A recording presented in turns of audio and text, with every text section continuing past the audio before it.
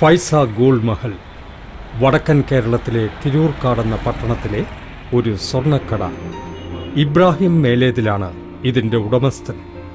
നല്ല ചൂടുള്ള ഒരു ഉച്ചനേരത്ത് ഒരു കസ്റ്റമറുമായി ഇടപെടുകയാണ് അദ്ദേഹം. 8 വർഷമായി ഇബ്രാഹിം ഈ കട തുടങ്ങിയിട്ട്. അതിനു മുൻപ് അദ്ദേഹം ഗൾഫിലായിരുന്നു. കഴിഞ്ഞ 18 വർഷത്തിനിടയിൽ ഇബ്രാഹിം അവിടെ പലതരത്തിലുള്ള ബിസിനസ്സുകൾ ചെയ്തു. എന്നാൽ തൻ്റെ രോഗം മൂലം 2004 അദ്ദേഹം നാട്ടിലേക്ക് തിരിച്ചു പോരുകയായിരുന്നു. കഴിഞ്ഞ 16 വർഷമായി ഒരു പ്രമേഹ രോഗിയാണ് ഇബ്രാഹിം.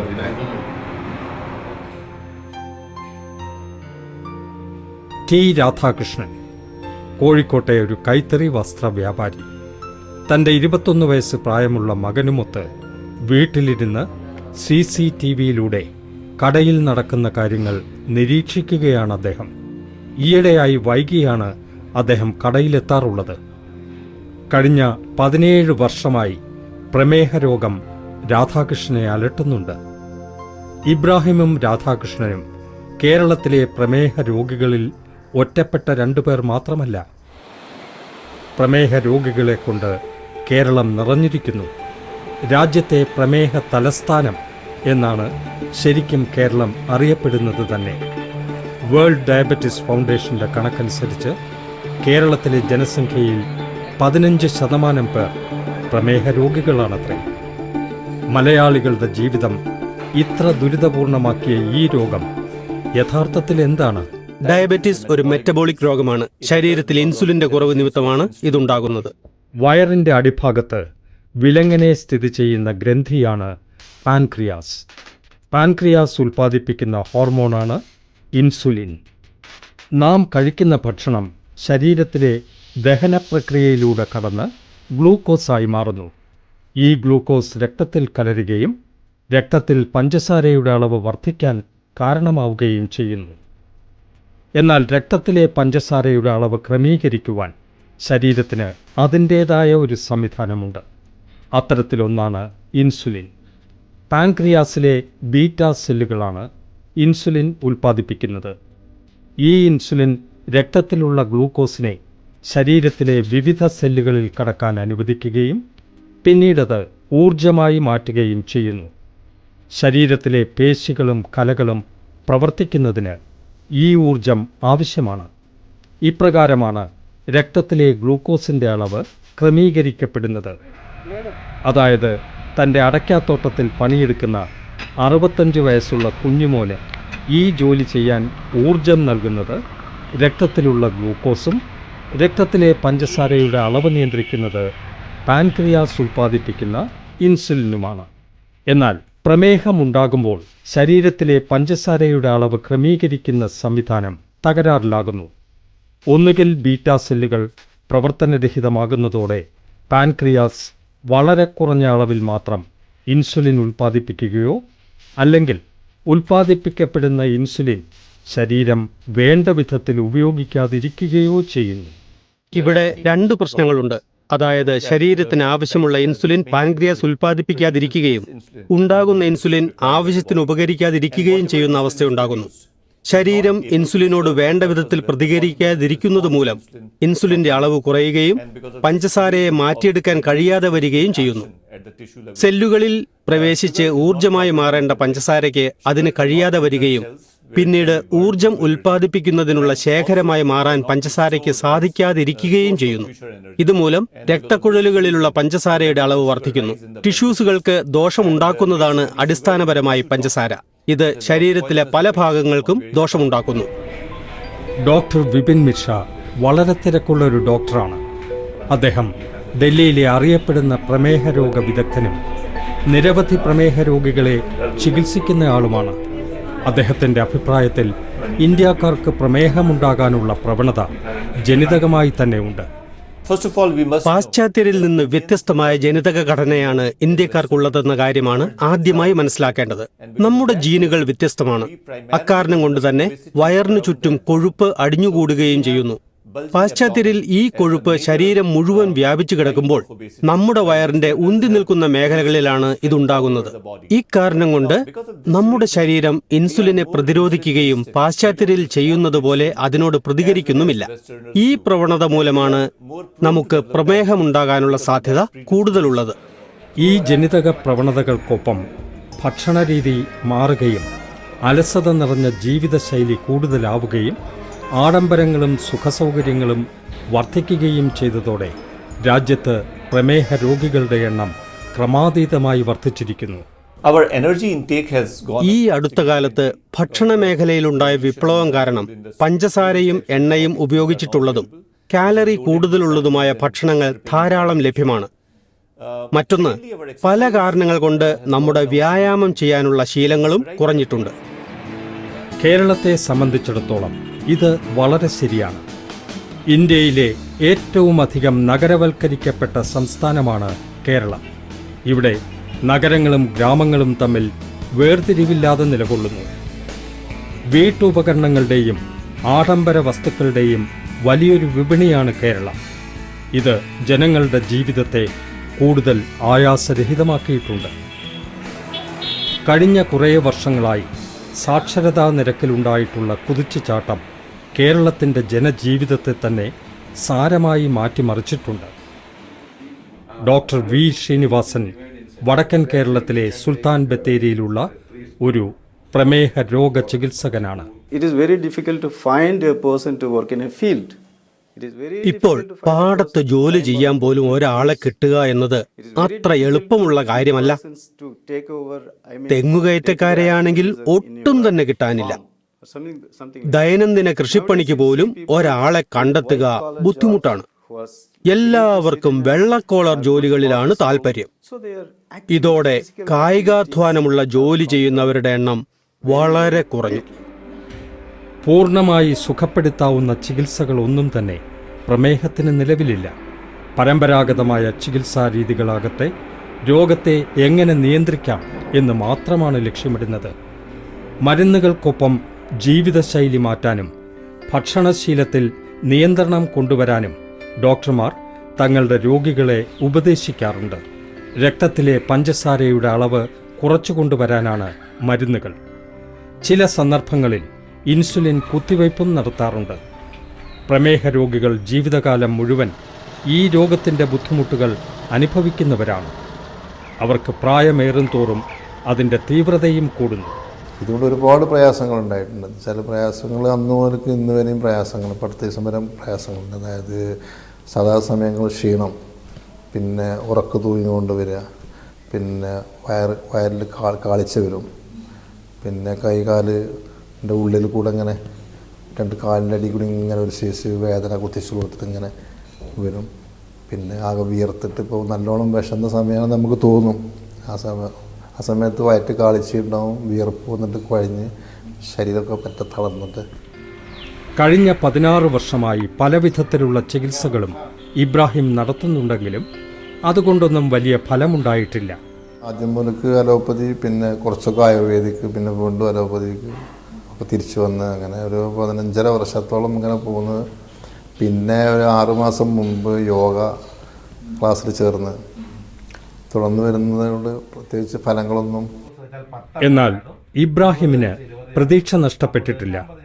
അങ്ങനെയാണ് ഒരു വേനൽക്കാലത്ത് മറ്റ് ധാരാളം പേർക്കൊപ്പം ഡോക്ടർ MV പ്രസാദിൻ്റെ ഇടുങ്ങിയ ക്ലിനിക്കിൽ അദ്ദേഹം പ്രമേഹ രോഗികൾക്കായി നടത്തുന്ന കൗൺസിലിംഗ് ക്ലാസ്സിൽ ഇബ്രാഹിമും പങ്കെടുക്കുന്നത്. ഡോക്ടർ പ്രസാദിനെക്കുറിച്ച് ഈയിടെയായി പ്രമേഹ രോഗികൾക്കിടയിൽ ഏറെ ചർച്ച ചെയ്യപ്പെടുന്നുണ്ട്. പ്രമേഹം ശാശ്വതമായി ഇല്ലാതാക്കാൻ ഫലപ്രദമായ ഒരു മാർഗം കണ്ടെത്തിയതായി അദ്ദേഹം അവകാശപ്പെടുന്നു. കേരളത്തിലെ വയനാട് ജില്ലയിലുള്ള കേണിച്ചിറ എന്ന ഗ്രാമത്തിൽ സ്ഥിതി ചെയ്യുന്ന ഫ്രണ്ട്സ് ഓഫ് ഡയബറ്റീസ് എന്നറിയപ്പെടുന്ന അദ്ദേഹത്തിൻ്റെ ക്ലിനിക്കിൽ ജനങ്ങൾ കൂട്ടം കൂട്ടമായി എത്തിച്ചേരുന്നു. രോഗത്തോടും അതിൻ്റെ ചികിത്സയോടുമുള്ള അദ്ദേഹത്തിൻ്റെ സമീപനം തീർത്തും വ്യത്യസ്തമാണ്. പാൻക്രിയാസ് ഗ്രന്ഥിയുടെ കേട് കാരണം രക്തത്തിലെ പഞ്ചസാരയുടെ അളവ് കൂടിപ്പോകുന്നതിനാണ് പൊതുവെ പ്രമേഹം എന്ന് പറയുന്നത്. അപ്പോൾ രക്തത്തിലെ പഞ്ചസാരയുടെ അളവ് കൂടാനുള്ള കാരണം പാൻക്രിയാസ് ഗ്രന്ഥിയുടെ അകത്തുള്ള ബീറ്റാ സെൽസ് ഡെഡായി പോകുന്നുള്ള കാഴ്ചപ്പാടിലാണ് പൊതുവെ പ്രമേഹത്തെ എല്ലാവരും കൈകാര്യം ചെയ്യുന്നത്. എൻ്റെ കാഴ്ചപ്പാടിൽ പാൻക്രിയാസ് ഗ്രന്ഥിയുടെ beta cells are not dead, പക്ഷേ അത് ഉറങ്ങിപ്പോകാനാണ് സാധ്യത ടൈപ്പ് 2 ഡയബറ്റീസിൽ. അപ്പോൾ ആ ടൈപ്പ് 1 ഡയബറ്റീസിനോടും ടൈപ്പ് 2 ഡയബറ്റീസിനുള്ള കാഴ്ചപ്പാട് കുറച്ച് മാറി ചിന്തിക്കണം. ടൈപ്പ് 1 ഡയബറ്റീസിൽ ബീറ്റാ സെൽസ് ആർ ഡെഡ്, പക്ഷേ ടൈപ്പ് 2 ഡയബറ്റീസിൽ നമ്മൾ മടിയന്മാരാകുമ്പോൾ, നമ്മുടെ അധ്വാനങ്ങളില്ലാത്തൊരു ജീവിത ശൈലിയിലേക്ക് വന്നപ്പോൾ, നമുക്ക് വ്യായാമങ്ങളില്ലാതായപ്പോൾ, നമ്മൾ മടിയന്മാരായപ്പോൾ പതുക്കെ നമ്മുടെ ബീറ്റാ സെൽസ് പാൻക്രിയാസ് മടിയനാകാനും പാൻക്രിയാസിൻ്റെ അകത്തുള്ള ബീറ്റാ സെൽസ് മടിയന്മാരാകാനും പതുക്കെ പതുക്കെ അത് ഉറങ്ങിപ്പോകാനും പഴുകും തോറും അതൊരു ഡോർമൻസിലേക്ക് പോകാനും കുറച്ച് കഴിയുമ്പോൾ നശിച്ചു പോകാനാണ് സാധ്യത. അപ്പോൾ നമ്മുടെ സമൂഹത്തിലുള്ള തുടക്കക്കാർ പ്രമേഹക്കാർക്ക് ഒരു 60-70% പേർക്കും ഇപ്പോഴും പ്രമേഹം ആയിട്ടുണ്ടാവില്ല. Beta cells ഉറങ്ങിക്കിടക്കുന്നുണ്ടാവുള്ളൂ. ഈ ബീറ്റാ സെൽസ് എഴുന്നേൽപ്പിച്ചെടുക്കുക എന്നുള്ളതാണ് എൻ്റെ ട്രീറ്റ്മെൻറ്റിൻ്റെ രീതി. കഴിഞ്ഞ 15 വർഷമായി ഡോക്ടർ എം വി പ്രസാദ് വയനാട്ടിൽ തന്റെ ചികിത്സ നടത്തുന്നു. കോഴിക്കോട് മെഡിക്കൽ കോളേജിൽ പഠിച്ചിട്ടുള്ള അദ്ദേഹം യഥാർത്ഥത്തിൽ കൊച്ചിക്കാരനാണ്. പൂതാടി പഞ്ചായത്തിലുള്ള പ്രാഥമികാരോഗ്യ കേന്ദ്രത്തിൽ ജൂനിയർ ഡോക്ടറായാണ് അദ്ദേഹം തന്റെ സേവനം ആരംഭിച്ചത്. പ്രമേഹ രോഗികളോട് മധുരം കഴിക്കാൻ നിർദ്ദേശിക്കുന്ന ഡോക്ടർ എന്ന നിലയിലാണ് അദ്ദേഹം ഇന്ന് കേരളത്തിൽ അറിയപ്പെടുന്നത്. നമ്മുടെ പാൻക്രിയാസ് ഗ്രന്ഥിയുടെ അകത്ത് ഇൻസുലിൻ ഉണ്ടെങ്കിൽ ഈ ഇൻസുലിൻ്റെ രക്തത്തിലേക്ക് ചാടിക്കാൻ കഴിവുള്ള ഒരേ ഒരു സാധനം ഈ നേച്ചറിലുള്ളൂ, ദാറ്റ് ഇസ് ഗ്ലൂക്കോസ്. ഈ ഗ്ലൂക്കോസ് വായിലൂടെ ചെന്നാൽ മാത്രമേ പാൻക്രിയാസിനകത്തുള്ള ഇൻസുലിൻ ബ്ലഡിലേക്ക് ചാടേണ്ട ആവശ്യമുള്ളൂ. ഈ ഗ്ലൂക്കോസ് ഉപയോഗിച്ച് ഒരു പ്രത്യേക താളത്തിൽ ഗ്ലൂക്കോസിൻ്റെ അളവ് കൂട്ടി കൊടുക്കുക. ഇത് കൂട്ടി കൊടുക്കുന്നതിനനുസരിച്ച് അകത്തുള്ള ബീറ്റാ സെൽസ് 10%, 15%, 20% കണ്ട് പതുക്കെ ആക്റ്റീവ് ആയിക്കൊണ്ടിരിക്കുന്നു. അപ്പോൾ ഉറങ്ങിക്കിടക്കുന്ന ബീറ്റാ സെൽസ് അതിന് പണിയൊന്നും ഇല്ലാത്തതുകൊണ്ടാണ് ഉറങ്ങിക്കിടക്കുന്നത്. അതിന് ജോലി കിട്ടണമെങ്കിൽ വായിലൂടെ ഗ്ലൂക്കോസ് ഒരു പ്രത്യേക തരത്തിൽ കൂട്ടി കൊടുക്കുമ്പോൾ beta cells will be getting there job. ഇത്തരമൊരു കാര്യത്തെക്കുറിച്ച് ഞാൻ ഇതുവരെ കേട്ടിട്ട് പോലുമില്ല. പ്രമേഹ രോഗികൾക്കുള്ള ഭക്ഷണത്തിൽ ഏറ്റവും അപകടകരമായ വസ്തുവായാണ് മധുരത്തെ കണക്കാക്കുന്നത്. അതാണ് അതിലെ പ്രധാന കാര്യം. പ്രമേഹ രോഗികളുടെ ഭക്ഷണശീലത്തിലെ ഏറ്റവും പ്രധാന കാര്യമെന്തെന്ന് ആരെങ്കിലും ചോദിക്കുകയാണെങ്കിൽ ഞങ്ങൾ പറയുക മധുരം കഴിക്കരുതെന്നാണ്. അത് രക്തത്തിലെ പഞ്ചസാരയുടെ അളവ് കുത്തനെ കൂട്ടും. കഴിക്കുന്ന ഭക്ഷണത്തിനനുസരിച്ച് വ്യായാമം ചെയ്യുന്ന ഒരാൾക്ക് എന്തുകൊണ്ട് എല്ലാ ഭക്ഷണങ്ങളും കഴിച്ചുകൂടാ?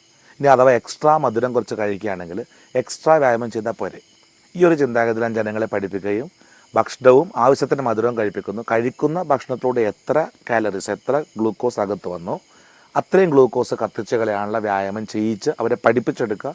എന്തിന് വ്യായാമം ചെയ്യണം, എങ്ങനെ വ്യായാമം ചെയ്യണം, എത്ര വ്യായാമം ചെയ്യണം എന്ന് പഠിപ്പിച്ചു കൊടുത്ത് അവരെ പഠിപ്പിക്കാതെ ഒരിക്കലും റിസൾട്ട് കിട്ടില്ല. സാധാരണ ഭക്ഷണത്തിൽ യാതൊരു നിയന്ത്രണവും ഏർപ്പെടുത്താതിരിക്കുകയും മിതമായ രീതിയിൽ മധുരം കഴിക്കുകയും കാലറി അധികരിക്കുകയാണെങ്കിൽ അതില്ലാതാക്കാൻ അധികം വ്യായാമം ചെയ്യലുമാണ് ഡോക്ടർ പ്രസാദിന്റെ ചികിത്സാ രീതിയുടെ പ്രത്യേകതയെന്ന് പറയാം. ഡോക്ടർ പ്രസാദ് ഫിറ്റ്നസിൽ അധിക താല്പര്യമുള്ളയാളും തൻ്റെ ജിംനേഷ്യത്തിലും കായിക വിനോദങ്ങൾക്കുമായി ഇഷ്ടംപോലെ സമയം ചെലവഴിക്കുന്നയാളുമാണ്. കായികപരമായ തൻ്റെ ഫിറ്റ്നസ് വൈദഗ്ധ്യത്തെ മുൻനിർത്തി തൻ്റെ രോഗികൾക്കായി അദ്ദേഹം ഒരു വ്യായാമക്രമം രൂപപ്പെടുത്തിയിട്ടുണ്ട്. അതിന് ഞാനൊരു 10 വ്യായാമങ്ങൾ ഷെഡ്യൂൾ ചെയ്തിട്ട് അത് പ്രത്യേക എണ്ണി ഇങ്ങനെ 10, 15, 20, 25, 30 കൂട്ടി ഒരു പ്രത്യേക അളവിലെത്തുമ്പോൾ അന്നൊന്ന് കഴിക്കണ ഭക്ഷണം ബേൺ ഔട്ട് ആകാനുള്ളതാവും. ഇനി എക്സ്ട്രാ വ്യായാമം ചെയ്യാൻ നമ്മൾ എക്സ്ട്രാ മധുരങ്ങൾ ഉപയോഗിക്കുമ്പോൾ, അതായത് 5% ഒരു നമ്മൾ ചെറിയ അളവിൽ മധുരം തുടങ്ങുന്നു. ഇനി മധുരം പതുക്കെ കൂട്ടുന്നു. 5%, 10, 15, 20, 30, 40 അങ്ങനെ പതുക്കെ മധുരത്തിൻ്റെ അളവ് കൂട്ടുന്നു. അപ്പോൾ മധുരം നമ്മൾ കൂട്ടി എക്സ്ട്രാ ഷുഗർ നമ്മൾ വായിലൂടെ കഴിക്കുമ്പോൾ ആ ഷുഗർ നമ്മൾ ബ്ലഡിലേക്ക് ഷുഗറായിട്ട് വരുമ്പോൾ ബ്ലഡ് ഷുഗർ കൂടാം.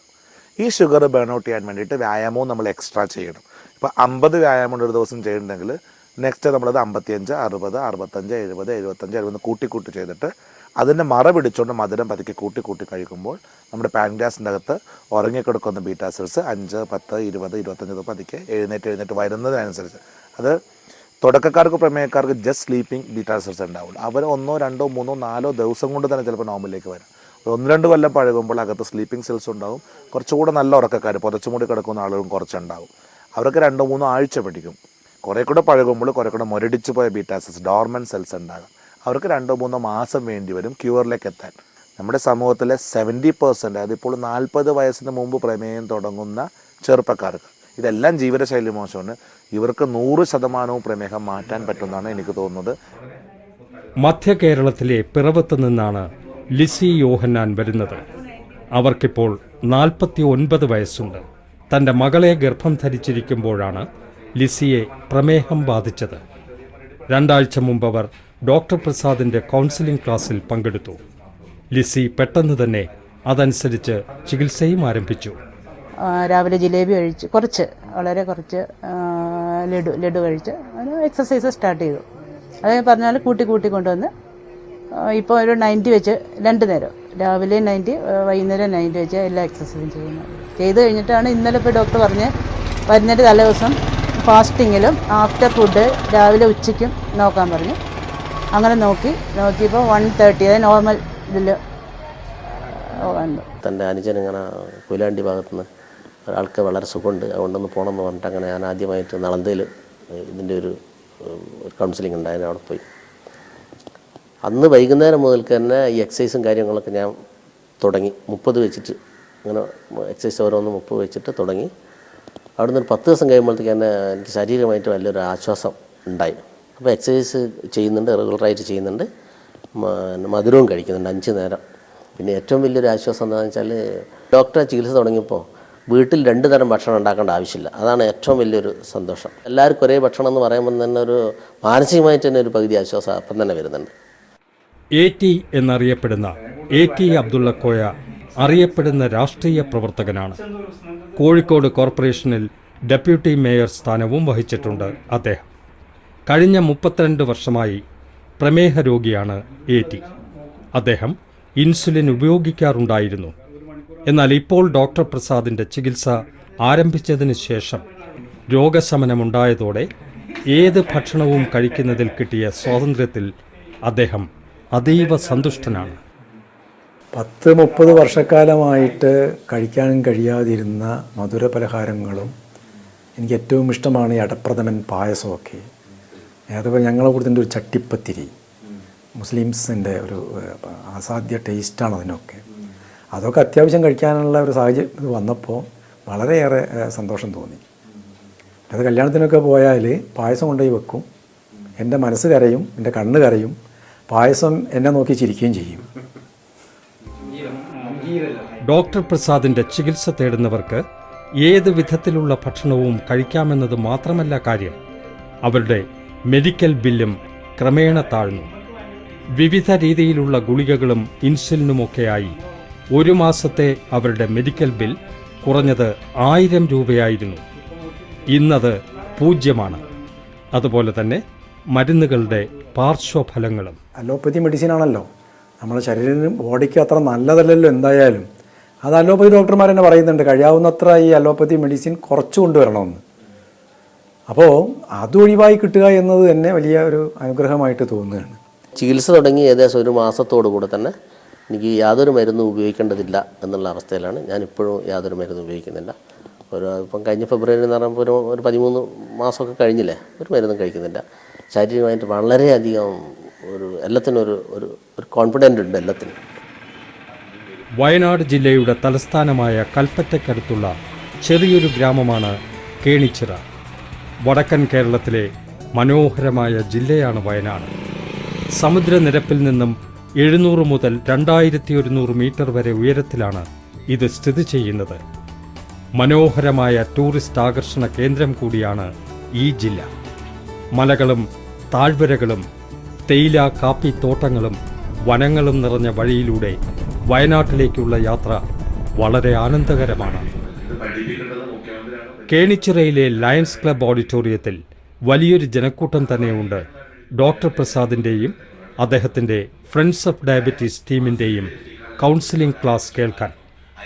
വളരെ ദൂരെ നിന്ന് പോലും എത്തിയവരാണ് അവർ. മിക്കവർക്കും ഓഡിറ്റോറിയത്തിൽ ഇരിക്കാനുള്ള സ്ഥലം പോലും കിട്ടിയിട്ടില്ല. എങ്കിലും വ്യായാമത്തിൻ്റെ മേന്മയെക്കുറിച്ച് അദ്ദേഹം സംസാരിക്കുമ്പോൾ വളരെ ശ്രദ്ധയോടെ അവർ കേട്ടുകൊണ്ടിരിക്കുന്നു. എല്ലാവർക്കും മനസ്സിലാകുന്ന വിധത്തിൽ പ്രാദേശിക ഭാഷയിലാണ് അദ്ദേഹം സംസാരിക്കുന്നത്. കേരളത്തിലെ വിവിധ പ്രദേശങ്ങളിൽ എല്ലാ ആഴ്ചയും ഇത്തരത്തിലുള്ള കൗൺസിലിംഗ് ക്ലാസുകൾ നടക്കുന്നുണ്ട്. കണ്ണൂർ ജില്ലയിലെ പയ്യന്നൂരും ഡോക്ടർ പറയുന്നത് കേൾക്കാനും അദ്ദേഹത്തിൻ്റെ ചികിത്സ തേടാനുമായി വലിയൊരാൾക്കൂട്ടം എത്തിയിട്ടുണ്ട്. അപ്പോൾ അവിടെ കൗൺസിലിങ്ങിനൊക്കെ പോയി കഴിഞ്ഞാൽ ആൾക്ക് ഇരിക്കാൻ സ്ഥലമില്ലാത്ത സ്ഥിതി, അത്രയും ആളുകളാണ്. കണ്ടമാനം ആളുകളുണ്ടാവും. അവർക്കെല്ലാം ഗുണവും കിട്ടുന്നുണ്ട്. ഗൾഫ് മേഖലയിലൊക്കെ ധാരാളം പേഷ്യൻസ് ഉണ്ട്. പല രാജ്യങ്ങളിൽ നിന്നും പേഷ്യൻസ് ഇവിടെ എത്തി തുടങ്ങിയിട്ടുണ്ട്. എല്ലാ സംസ്ഥാനങ്ങളിൽ നിന്നും ഏകദേശം വന്നിട്ടുണ്ടാവും. കേരളത്തിൻ്റെ എല്ലാ ജില്ലയിലും, എനിക്ക് പേഷ്യൻ്റാത്ത ജില്ല കേരളത്തിൽ ഇപ്പോൾ ഉണ്ടാവില്ല. ഓരോ ജില്ലകളിലും 100 ആയിരക്കണക്കിന് ആളുകൾ എത്തി തുടങ്ങി. അപ്പോൾ എല്ലാവർക്കും ആദ്യം കഴിയുന്നത്രയും മലയാളികളുടെ എൻ്റെ ലാംഗ്വേജ് കൊണ്ട് മലയാളികളെ ബോധവൽക്കരിച്ചെടുത്ത് കഴിയുന്നത്രയും പ്രഷർ, ഷുഗർ, കൊളസ്ട്രോൾ കുറച്ചെടുത്ത് പ്രമേഹത്തിൻ്റെ ക്യാപിറ്റൽ സിറ്റി എന്നുള്ള കേരളത്തിൻ്റെ പേര് കളഞ്ഞ് ശരിയായ ഭക്ഷണവും വ്യായാമവും വഴി ആരോഗ്യകരമായ ജീവിതശൈലി പിന്തുടരുന്നതിൻ്റെ ഗുണഫലങ്ങൾ മലയാളികളെ ബോധ്യപ്പെടുത്തുന്ന ദൗത്യത്തിലാണ് ഡോക്ടർ പ്രസാദ് ഇപ്പോൾ. തൻ്റെ സംസ്ഥാനത്തിന് ലഭിച്ചിട്ടുള്ള പ്രമേഹത്തിൻ്റെ തലസ്ഥാനമെന്ന ചീത്തപ്പേര് മാറ്റാനാണ് അദ്ദേഹത്തിൻ്റെ ശ്രമം. കൗൺസിലിംഗ് ക്ലാസുകൾ കേൾക്കാനെത്തുന്ന ജനക്കൂട്ടവും അദ്ദേഹത്തിൻ്റെ തനതായ ചികിത്സാ രീതിയോടുള്ള അവരുടെ അനുകൂല മനോഭാവവും കാണുമ്പോൾ തൻ്റെ ലക്ഷ്യത്തിലേക്ക് ഡോക്ടർ പ്രസാദ് വളരെ വേഗം എത്തുമെന്നാണ് പ്രതീക്ഷ.